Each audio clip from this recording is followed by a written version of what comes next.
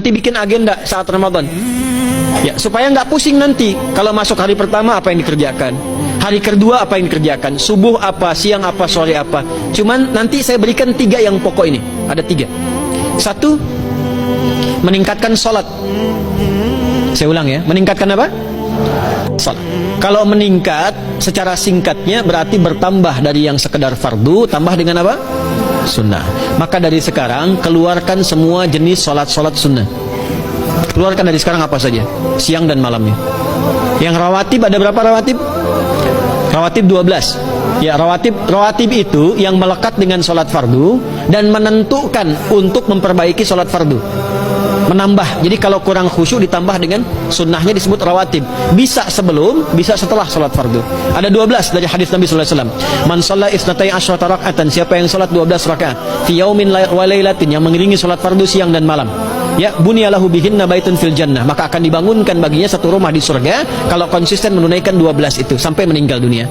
Sahabat yang mendengar itu mengatakan kompak semuanya, sejak mendengar hadis itu kami usahakan istiqomah sampai meninggal tidak meninggalkannya. 12 itu 2 sebelum subuh, cepat. 4 sebelum zuhur, 2 setelah zuhur, 2 setelah maghrib, 2 setelah isya. 2 rakaat sebelum subuh, 4 rakaat sebelum zuhur. Kalau nggak bisa 4 rakaat karena terbatas waktunya, boleh 2 rakaat khusus untuk sebelum zuhur. Kalau nggak bisa 4, boleh berapa? 2. Dalilnya hadis Ibnu Umar radhiyallahu taala anhuma.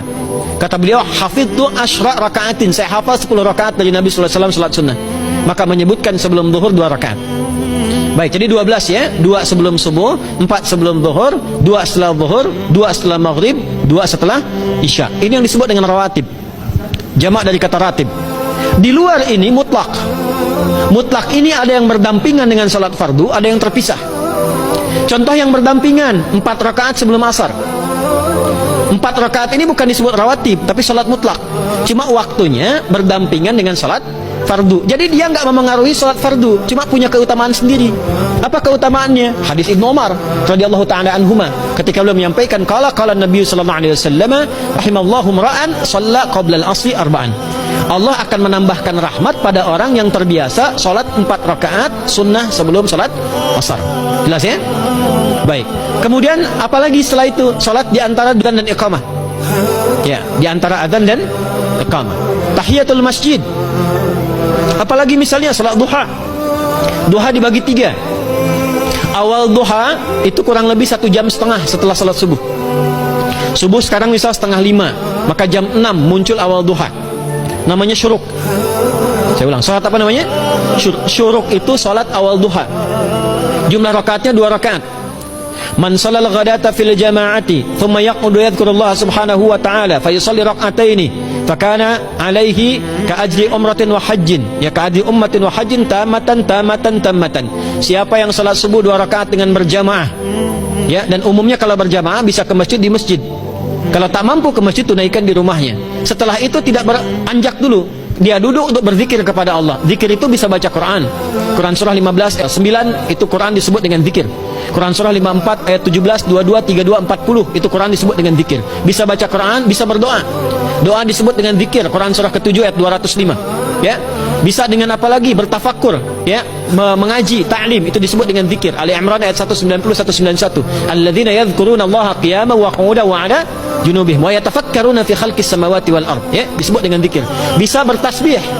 Zikir pagi petang, kalimat-kalimat thayyibah, ada itu di Quran surah ke-4 ayat 103. Jadi habis salat subuh zikir dulu. Doa dulu, zikir dulu, belajar dulu, tafsir dulu. Setelah itu muncul syuruk. Perjalanannya disebut isyraq, melewati masyrik, 1 tombak bayangan, dia salat 2 rakaat, itu pahala salatnya senilai haji dan umrah. Sempurna. Bukan sudah haji, bukan. Mau kemana? Ibu mau haji dulu? Tidak. Ya, hajinya nanti bulan Dzulhijjah. Tapi senilai haji dan umrah itu 2 rakaat. Awal duha disebut apa? Syuruk. Pertengahan duha sekitar jam 9 jam 10. Jumlahnya 2 sampai 4 rakaat. Ya, 2 sampai 4 rakaat. Apa fungsinya? 1, mengganti seluruh zikir yang ada dalam tubuh kita.